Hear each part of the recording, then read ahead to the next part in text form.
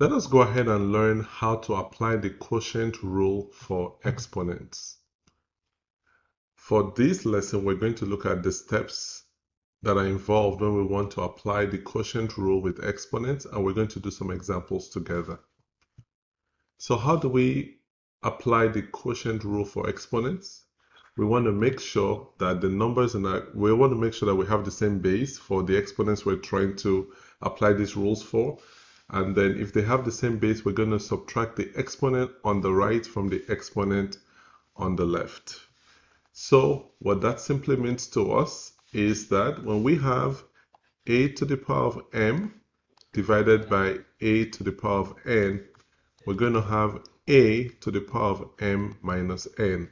And if this is written in this form, a to the power of m divided by a to the power of n is going to be a to the power of m minus n as well. So let's apply this to some examples. Solve x to the power of 7 divided by x to the power of 4.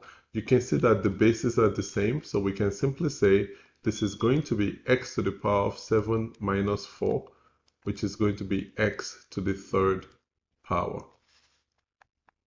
The next example, we have 9 to the power of 7 divided by 9 to the power of 5. We can see that they have the same basis, so it's going to be 9 to the power of 7 minus 5, which is 9 to the power of 2. And then finally, we have 18x to the power of 11 divided by 6x to the third power. So we can see here, these are the bases that these are the bases that we're concerned with.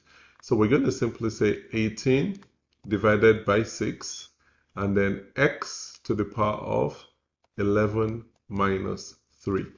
So this will give us 18 divided by 6 is 3, and then we have x to the power of 8.